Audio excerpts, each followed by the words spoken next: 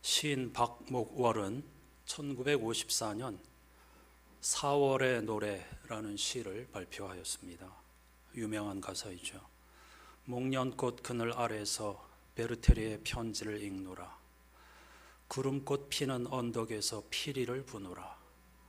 목련꽃 그늘 아래서 긴 사연의 편지를 쓰노라. 클로버 피는 언덕에서 휘파람 부노라. 그리고 후렴구로는 돌아온 4월은 생명의 등불을 밝혀둔다. 빛나는 꿈의 계절아, 눈물 어린 무지개 계절아 라고 노래하였죠. 시인은 한국 전쟁의 폐허 속에서 맞이한 끔찍한 4월을 빛나는 꿈의 계절, 눈물 어린 무지개 계절이라고 노래합니다. 참 이상하죠? 전쟁의 참화 속에서 찾아온 봄에 무슨 꿈이 있고 무슨 희망이 있겠습니까? 하지만 시인은 폐허 속에서도 활짝 피어난 목련꽃 그늘 아래에서 베르테르의 고뇌를 담은 편지를 읽고 번민하는 동시에 희망의 피리를 불고 민족의 꿈과 무지갯빛 희망을 담은 편지를 쓴다고 하는 것이죠. 이것이 바로 시인의 영성입니다. 시인의 영성은 곧 예언자의 영성입니다. 구약성서 예언서가 대부분 시어로 쓰인 이유가 여기에 있죠. 예언자는 시인과 똑같이 보이는 것들 속에서 보이지 않는 세계를 꿰뚫어 보는 사람들이라고 할 수 있습니다. 이사야서 두 번째 부분을 기록한 무명의 예언자도 마찬가지였죠. 그가 활동하던 때는 이스라엘 민족이 아직 바빌로니아에서 포로 생활을 하고 있을 때였습니다. 언제 돌아갈지 기약이 없는 때였습니다. 하지만 그는 해방과 자유의 날을 내다보고 노래합니다. 절망 속에서 지치고 허덕이던 민족을 향하여 빛나는 꿈의 계절, 눈물 어린 무지개 계절이 오고 있다고 노래한 겁니다. 제1독서 이사야 43장 14절로 21절까지 말씀은 바로 그 하나님의 약속을 주제로 합니다. 무명의 예언자는 이스라엘 민족을 향한 하나님의 약속을 선언하고 있는 것이죠. 이 약속은 두 부분으로 이루어져 있는데 지면 관계상 다 실치를 못했기 때문에 앞부분 첫 번째 약속인 14절과 15절 말씀을 화면을 보시면서 함께 읽어보겠습니다. 같이요. 약간 빠진 것 같은데 아닙니다. 제가 잘못 봤습니다. 같이 읽어봅시다. 너희들의 속량자시오 이스라엘의 거룩하신 분이신 주님께서 이렇게 말씀하신다. 내가 바벨론에 군대를 보내어 그 도성을 치고 너희를 구하여 내겠다. 성문 빗장을 다 부수어 버릴 터이니 바빌로니아 사람의 아우성이 통곡으로 바뀔 것이다. 나는 주 너희의 거룩한 하나님이며 이스라엘의 창조자요 너희의 왕이다. 아멘. 당시 하나님의 약속이 가리키는 것, 이스라엘 백성들, 포로 생활하던 이스라엘 백성들이 고대하고 기다리는 것은 단 하나였죠. 바로 바빌로니아로부터의 해방이었습니다. 따라서 예언자는 그들이 알아들을 수 있도록 구체적으로 만물을 창조하신 하나님께서 바벨론의 군대를 보내어 너희를 구해내겠다, 너희를 속량하였다. 왜냐하면 나는 창조자이며 너희의 왕이기 때문이다. 이렇게 말씀하시는 것이죠. 하지만 이어지는 두 번째 약속을 통해서 예언자는 바빌로니아로부터의 해방을 뛰어넘는 궁극적인 어떤 사태를 내다보고 있습니다. 16절에서 21절 성서일과표에 포함되어 있는데요. 우리에게 익숙한 말씀들입니다. 그것을 지금 읽지는 않고 제가 간략히 말씀드리겠습니다. 백성들은 하나님께서 예고하신 궁극적인 미래를 보지 못하고 지금 경험하고 있는 현실에 사로잡혀 있고 눈에 보이는 것에 노예가 되어 있었기 때문에 무명의 예언자 그리고 무명의 예언자가 하나님의 답답한 마음을 안고 이렇게 외칩니다. 하나님이 이미 새 일을 행하고 계시는데 당신들은 왜 그것을 보지 못하느냐고, 왜 알지 못하느냐고 호소합니다. 지금 벚꽃이 만개했죠. 일주일 전만 해도 전혀 모습을 볼 수 없었습니다. 많은 사람들이 너무 늦게 핀다. 그러나 저는 그 안에서 약동하고 있는 생명력을 보고 이미 활짝 피어 있는 것을 내다보고 있었습니다. 말하자면 바로 그런 거죠. 언제 피나, 언제 오나. 그러나 아무 일도 일어나지 않고 있는 것처럼 보이지만 결코 그렇지 않습니다.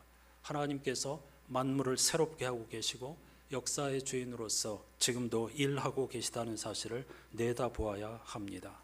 하지만 우리들 대부분은 현실의 노예가 되고 너무 일상에 과잉, 몰입하고 있기 때문에 하나님이 행하시는 새 일을 보지 못하는 것이죠. 그래서 하나님은 오늘도 우리를 향하여 왜 그것을 보지 못하느냐, 왜 그것을 알지 못하느냐고 호소하시는 것이죠. 그리고 이스라엘의 미래를 내다보는 결정적인 노래를 부릅니다. 그것이 바로 유명한 이사야 43장 21절입니다. 외우기도 쉽죠. 4321. 이사야의 그 약자는 4이죠. 그래서 그냥 4321로 외우시기 바랍니다. 이사야 43장 21절에 우리가 살아가는 이유, 그리스도인이 살아가는 이유, 그리스도인이 꿈을 꾸는 이유가 무엇인가를 여기서 분명히 우리에게 가르쳐주고 있습니다. 히브리어 성서를 직역하면 다음과 같습니다. 이 백성은 나를 위하여 내가 지었으니 내 찬양을 그들이 전할 것이다. 내 찬양을 그들이 전할 것이다. 어렵죠. 이게 도대체 무슨 말인가? 히브리어 어순을 그대로 직역하였기 때문입니다. 사실은 어순을 바꿨죠, 우리식으로. 그런데 그럼에도 불구하고 직역하였기 때문에 맞춤법에 어울리지가 않습니다. 내 찬양을 그들이 전할 것이다. 이게 무슨 말인지 참 아리송하죠. 개역개정은 그래서 그것을 이렇게 번역합니다. 이 백성은 내가 나를 위하여 지었나니 나를 찬송하게 하려 함이니라. 내 찬양을 그들이 전할 거라는 말은 나를 찬송하게 하기 위함이라는 말이구나 라고 이해할 수 있죠. 하나님께서 이스라엘을 선택하신 목적이 자신을 천지를 창조하시고 인류를 구원하시는 하나님을 찬송하게 하기 위함이라는 선언입니다. 물론 우리는 본문의 이스라엘을 믿음의 공동체, 즉 오늘날 교회와 그리스도인으로 읽어야 합니다. 그래서 이 백성은, 즉 교회와 믿음의 공동체는 나를 찬송하기 위하여 내가 지었다라고 하는 말씀을 통해서 성도들이 살아가는 이유가 무엇이고 우리가 꾸어야 하는 꿈이 무엇인가를 분명히 밝혀주는 것이죠. 그런데 여러분은 어떻게 생각하십니까? 혹시 하나님이 너무 이기적이고 욕심이 많다고 생각하지 않으시나요? 인간을 창조하신 이유가 자신을 찬송하게 하기 위함이다. 너희는 24시간 동안 나를 즐겁게 노래 불러라, 찬송해라, 그런 뜻인가? 그럴 리가 없겠죠. 실제 그리스 로마 신화는 신들이 인간을 만든 목적을 노예로 부리기 위함이라고 하나같이 기록하고 있습니다. 여러분, 그리스 로마 신화를 우습게 생각하시면 안 됩니다. 반드시 읽어야 합니다. 왜냐하면 인류의 고민과 그리고 그 지혜, 몸부림 이런 것들이 다 거기에 응축되어 있기 때문입니다.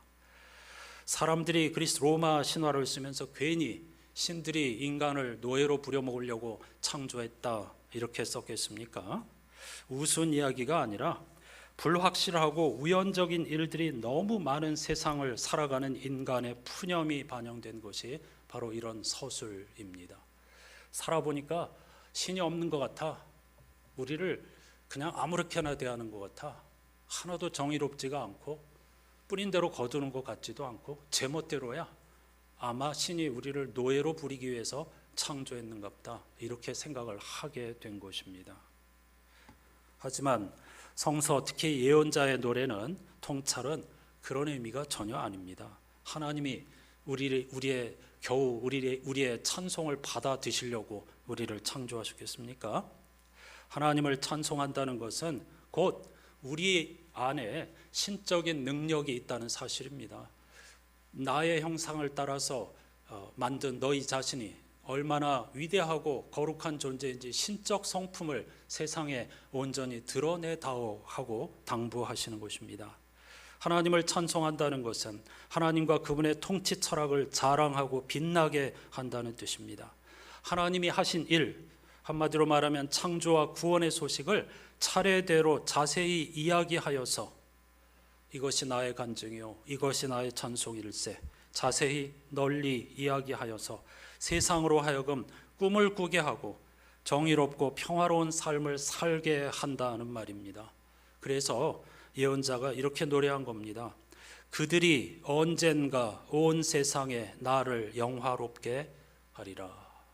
이것이 가장 이렇게 모든 걸 다 포함한 번역, 43장 21절의 번역이라고 할 수 있겠습니다. 예언자는 아직 포로로 잡혀있는 이스라엘 공동체가 언젠가 때가 되면 온 세상에 하나님을 영화롭게 하리라, 이 놀라운 세상을 내다보고 있는 것입니다. 이게 하나님의 바람입니다.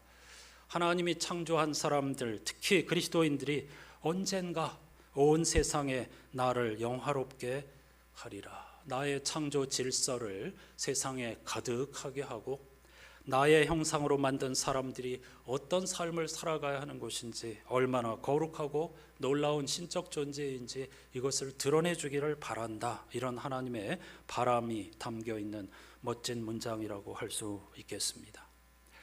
예언자 입장에서는 아직은 아니지만 언젠가 때가 되면 믿음의 공동체가 하나님을 영광스럽게 할 것이다, 이렇게 노래하고 있는 것이죠. 메시지 성서의 표현이 재미있습니다. 아까 여러분들이 읽으셨는데요, 우리말로는 그들은 나를 위해 특별히 만든 백성, 나를 찬양하라고 특별히 지은 백성이다, 이렇게 번역하고 있기 때문에 큰 차이가 없는 것 같죠. 하나님께서 당신을 위해 특별히 만들었는데 나를 찬양하라고 특별히 지은 백성이다, 이렇게 번역을 하고 있습니다. 하지만 영어 원문에 보면은 이게 재밌는 표현인데요, 그리스도인은 기성품이 아니라 특별 맞춤 제작한 무리들이다, 이렇게 되어 있습니다. 그 의복에 비유한 것이죠. 누구나 사람들이 입는 그런 똑같이 만들어진 기성품이 아니고 우리 그리스도인들은 하나님께서 어떤 목적을 가지고 특별히 만든 옷이라는 겁니다. 아멘. 네. 너무 감동을 받아서 그런가요? 아주 중요한 번역입니다. 우리가 어떤 자격이 있고 잘나서가 아니고요, 그리스도 안에서 특별히 창조한, 세상을 구원하기 위해서 예수 그리스도의 십자가 부활 안에서 특별히 창조한 새로운 피조물이 바로 우리들, 그리고 믿음의 공동체라는 것이죠. 오늘날 우리는 이런 사명을 감당하고 있을까요? 왜 적지 않은 사람들, 그리스도인들이 광장에서 싸움을 부추기고 있을까요? 왜 그리스도인이라고 이름하는 사람들이 분노를 이용할까요? 왜 그렇게 해서 자신의 믿음을 증명하려고 할까요? 여러분, 그건요, 십자가 부활의 복음에 자신이 없기 때문입니다. 우리가 예수 그리스도 안에서 새롭게 창조된 특별 맞춤 제작된 사명을 가진 존재들이라는 사실을 모르기 때문입니다. 사도 바울의 표현에 의하면 복음을 부끄러워하기 때문입니다. 복음을 부끄러워하는 것은 은혜를 알지 못하기 때문이죠. 우리가 얼마나 거룩한 사명을 받은 존재인지 전혀 모르기 때문에 엉뚱한 짓을 하고 있는 것이죠. 참 마음 아픈 일입니다. 그래서 스스로를 하찮게 여기는 것입니다. 은혜를 모르면 율법을 의지하게 되고 그 짐은 점점 무거워집니다.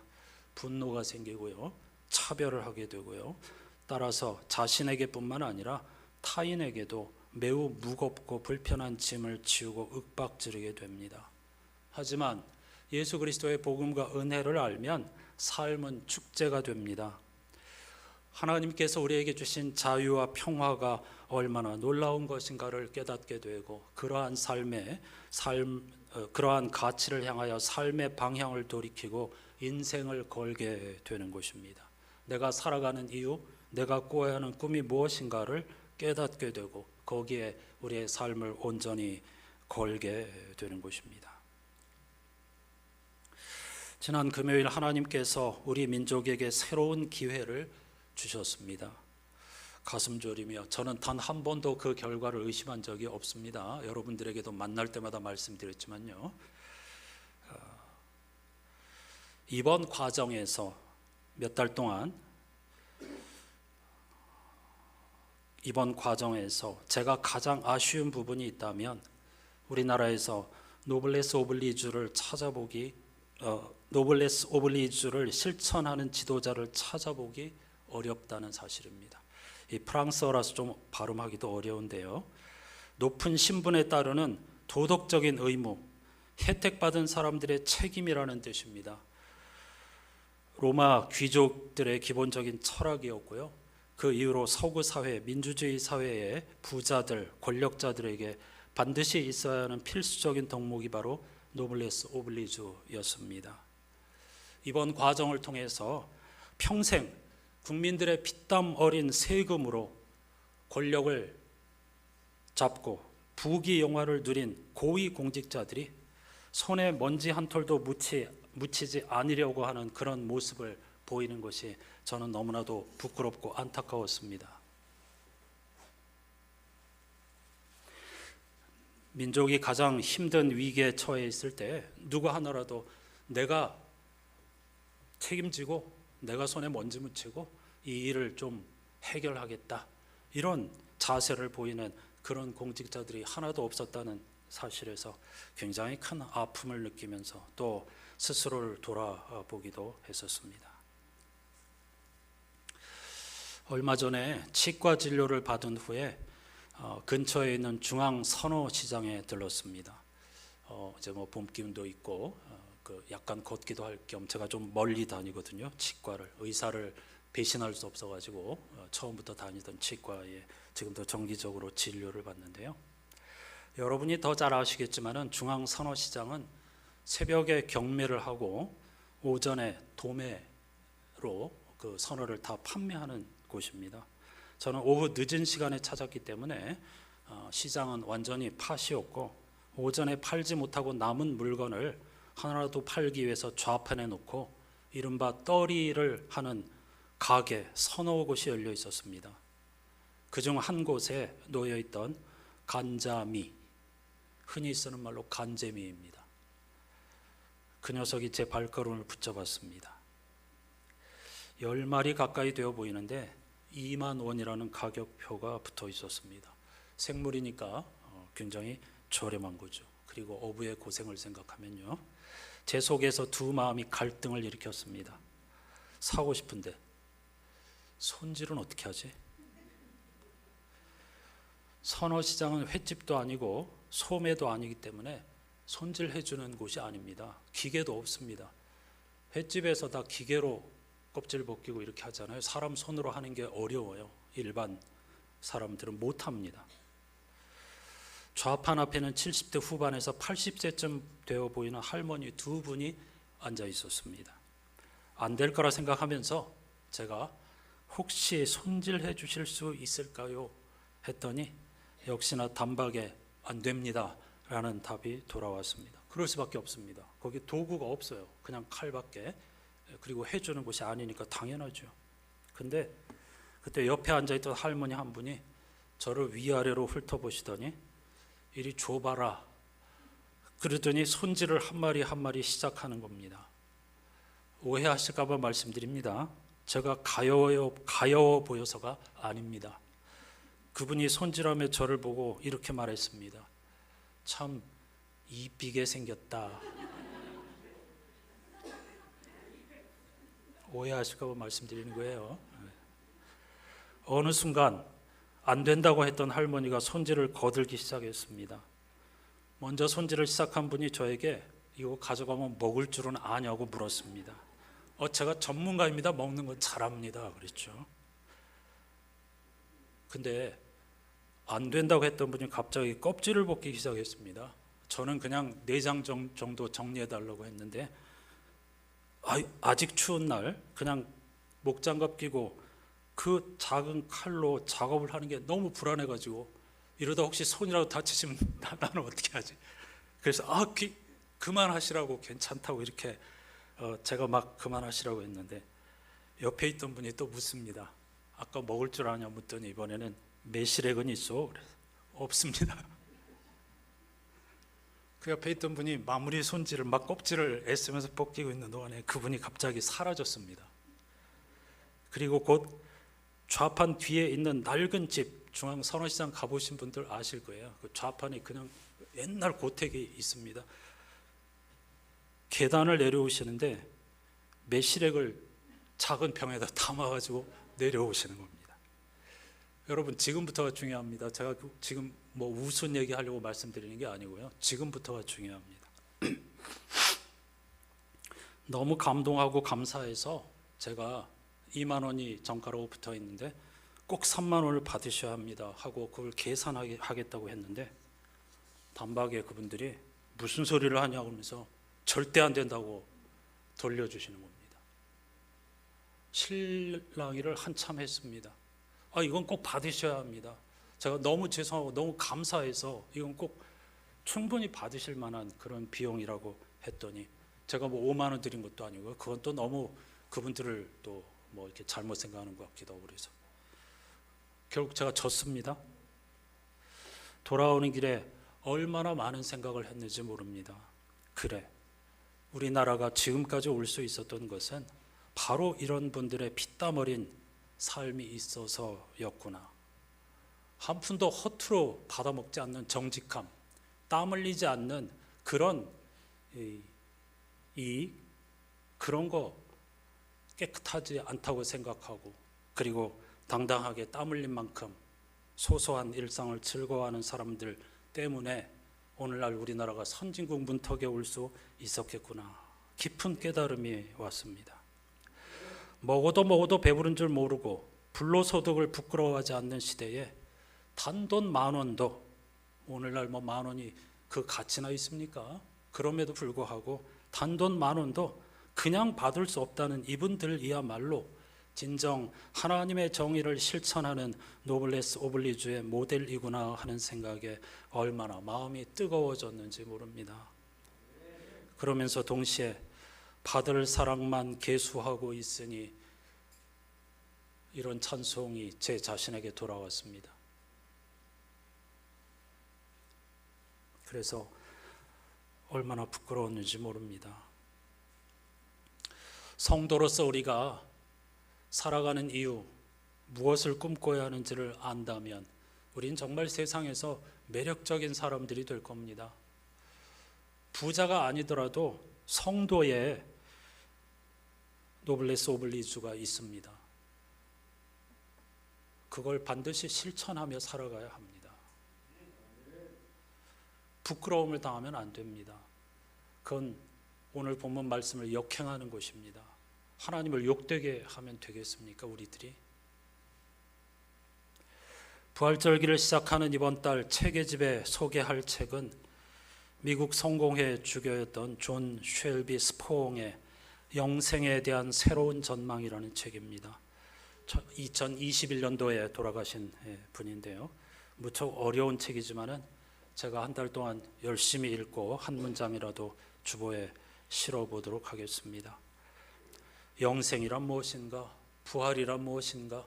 새로운 통찰을 담은 책입니다. 우리에게는 무척 거북한 책일 수도 있는데요.